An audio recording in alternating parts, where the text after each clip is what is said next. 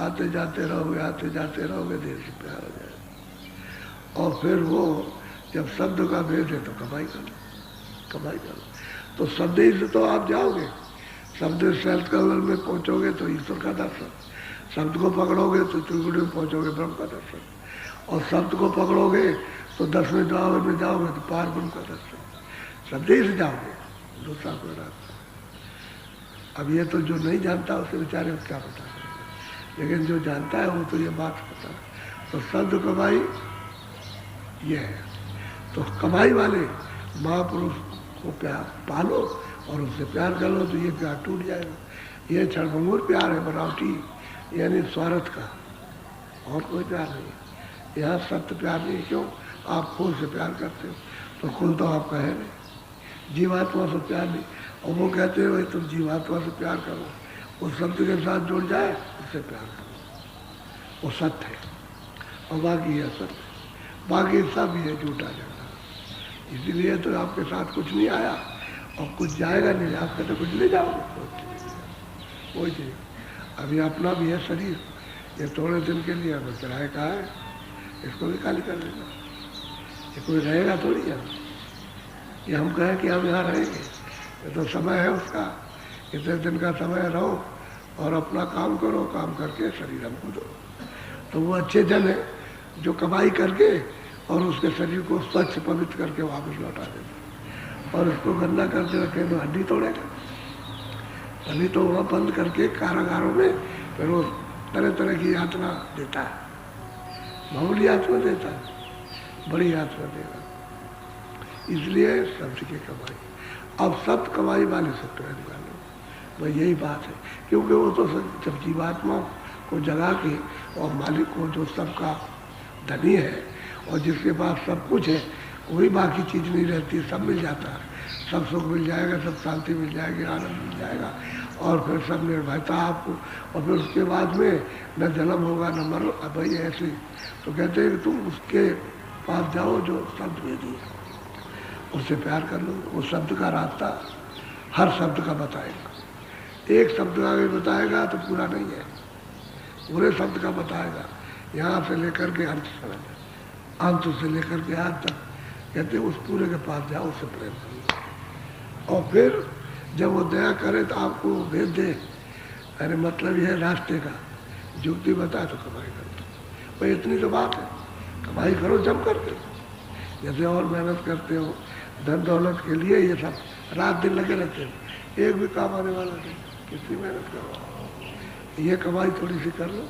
अरे 10 मिनट, आधा घंटा, 15 मिनट, 20 मिनट, वैसे तो तुमको 24 घंटे में 2 घंटा देना चाहिए था, तो 1 ही घंटे दे लो, बाकी काम करो, सो भी लो, बच्चों की सेवा भी करो, दफ्तर का काम, खेती का काम, दुकान का काम करो। तुलाराम थे,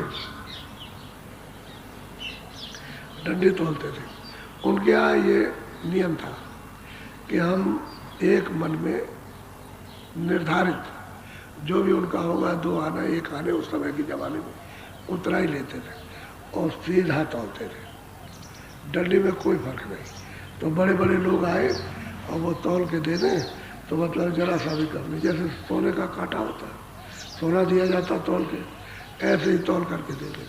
तो नाम तो उनका दूसरा था, लेकिन सब लोग उनको तुलाराम कहते थे, तुलाराम तुलाराम। और पूरे महात्मा थे, कहते थे भाई तो शरीर का कर्म है, उतना इसके लिए, और जो भी तुम्हारे साथ में बधा हुआ है, जिनको उन्होंने दे दिया है कि तुम्हारे अधीन है, उनके लिए कर दो। तो मैं उतना करता हूँ उचित कमाई, कि उनका भी गुजारा हो जाए, मेरा भी गुजारा हो जाए। मैं भी परदेश में रहता हूँ, वो भी रहता हूँ, और बाकी समय मालिक की याद। तो उनको सब लोग तुलाराम करते थे और शब्द भेदी थे। 2 पंडित आए, उन्होंने बड़ी वहमत सुनी। जब चर्चा हुई तो पंडितों को बड़ी खलबली होती है कि भाई ये क्या बात, चलो देखा जाए। तो काशी में आए, तो काशी में रहते थे, तो उन्होंने आते ही पूछा, उन्होंने कहा मैं बाहर से आया हूँ जहाज से, और मैंने बड़ी प्रशंसा सुनी है, मैं तुलाराम से मिलना चाहता हूँ। तो उन्होंने कहा कि जाओ उस मोहल्ले में, सब जानते थे काशी में तुलाराम रहते, वहाँ जाना पूछना लोग बता देंगे। अब यहाँ से चले जाओ पूछते पूछते, अगर ऐसे कहते चले जाओ तो तुम भटक जाओगे, पूछते पूछते जाओ कि भाई हम तुलाराम के पास जाना चाहते, तो सब लोग आपको बताएंगे। तब तक बाजार खुल गया। पहले तो इक्का दुक्का था, वो बाजार खुल गया। तो जिस आदमी से पूछे कि आगे चले जाओ, तो जब वो सब पास में आए तो कह लगे 15 दुकानें छोड़ के जाओ। और पूछते गए, यार के जल्द चले जाओ, जल्दी से 4-5 दुकानें और हैं। तो जब पास में पहुंचे तो एक दुकानदार से पूछे तुलाराम से मिलना चाहते हैं। कह लगे वो बैठे हुए, तो हमारे बगल में वो दुकान पर बैठे, वो अपना तोल लाए थे। इसकी तरफ उन्होंने नहीं देखा क्योंकि वो अपने काम में लगे थे और तौल के दे रहे थे।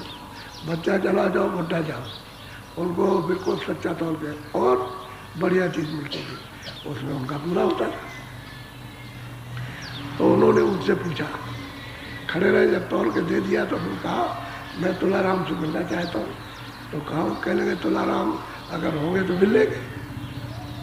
ये नहीं कहा उन्होंने कि मैं हूँ तुलाराम, अगर होंगे तो मिल लेंगे। उनका मैं तुलाराम से मिलना चाहता हूँ। कह लगे होंगे तो मिल लेंगे।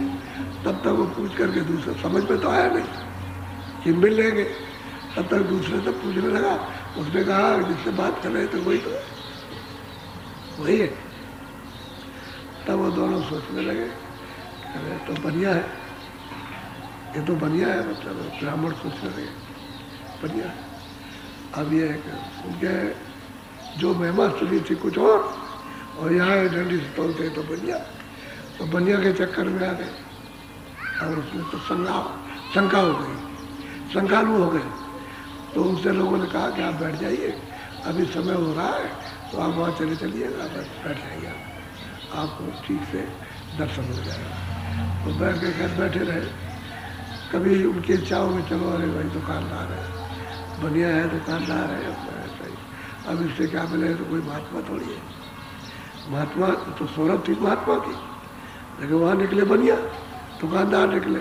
तो वो कभी सोचे, तो एक ने कहा नहीं, अब इतनी दूर से आए तो देख लो। तो जब वो दुकान उन्होंने बंद की, बंद के चलिए, लोगों ने कहा अरे यही जा रहे, पीछे पीछे चले जाओ, तुम नहीं समझते हो, जाओ जाओ। तो पीछे पीछे चले गए। वहाँ अपने कपड़े उतार दिए, दूसरे कपड़े, अपना दूसरे कपड़े नहा धो के पहन लिया और आए बैठ गए। तब तक 5-10 मिनट के अंदर पूरा हाल भर गया। बैठे तो उन्होंने सत्संग सुनाया। जब सत्संग सुनाया तब वो दोनों के तीनों रोने लगे, रो पड़े कि हमने बड़ी गलती की और हमने समझा था ये दुकानदार बढ़िया है और जाने वाले थे, इन्होंने हमको तो रोक लिया। तो आपस में सोचने लगे ये तो बड़ी गलती हो गई, ये तो सही बात, तो मतलब ये जो प्रशंसा की थी वही सही थी। कह लगे हम महाराज यहाँ 2-3 दिन रुकना चाहते हैं, तो किसी प्रेम से कहा होगा कि इसको अपने घर ठहरा लेना, ये आएंगे जाएंगे सत्संग सुन ले, ठहरा लिया। आते जाते रहे 2-4 दिन के बाद, तब उनको इच्छा तो रोने लगे, तीनों के तीनों। उन्होंने भेद बता दिया, फिर गए कमाई की। तो 15 दिन के बाद फिर आ गए, फिर चले गए, फिर आ गए। फिर उन्होंने बताया अपना अभ्यास। अब ये संस्कार है, जब लग जाता है तो कोई भी शंका वो तो उड़ जाएगी, लेकिन ये कि किसी तरह से कसमा कसमी से डटे रहो तो शंका खत्म हो जाएगी। आखिर में उन्होंने कमाई की, बहुत उत्तम कमाई की उन्होंने।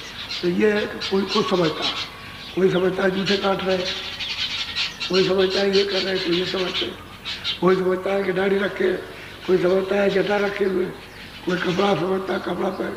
तो कोई आदमी जानता ही नहीं कि महात्मा कहते किस पर, किसी को मालूम नहीं किसका नाम महात्मा।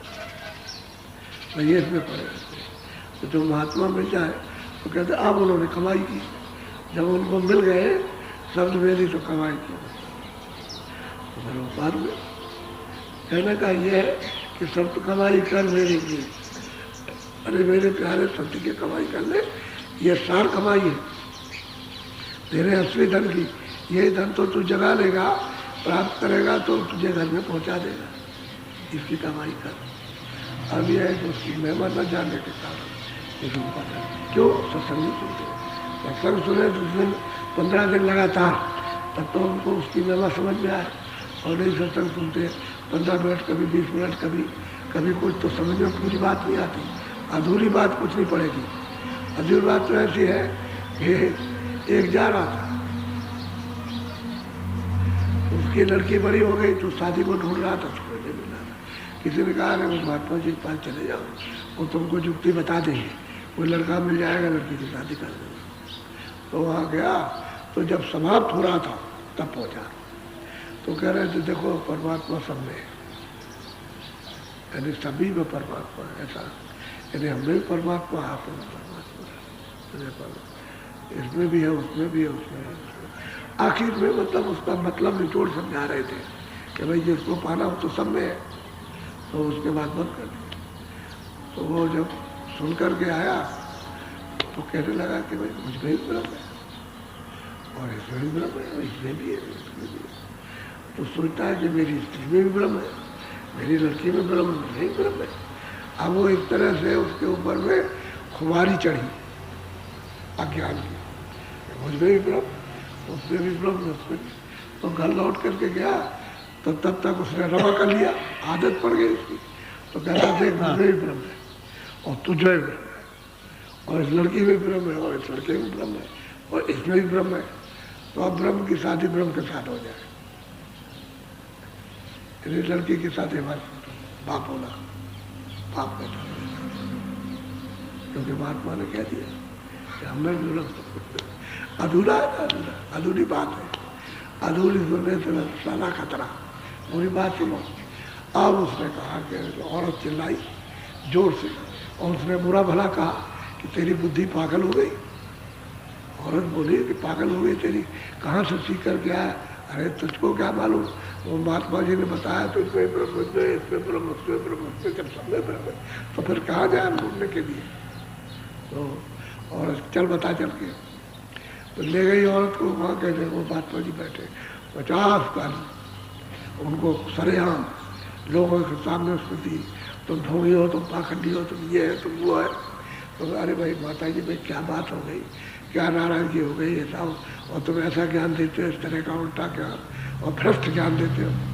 तब उन्होंने सुना उसकी बात को, कहता मुझमें भी गिरम, इसमें गिरम, इसमें गिरम। अरे कह लगे महात्मा जी बोले आधी बात सुन गया, पूरी बात नहीं सुन गई, इसलिए गिर पड़ा, गिर गया। तब उसको समझाया, वो स्त्री की समझ में आया और फिर उसकी भी समझ में आया, खैर तुझे तो आना चाहिए पूरी बात बताने के लिए। तब उसका वो खुमार जो नशा था तब उतरा, नहीं तो नशा चढ़ जाता है। तो ये बखेड़ा है संसार अज्ञान का, है ही अज्ञान, इसमें कोई संदेह नहीं। पूरी बात को सुनना चाहिए, जिसकी से सुनो। तो वही महापुरुष क्या कहते थे, बोलो बोलो सब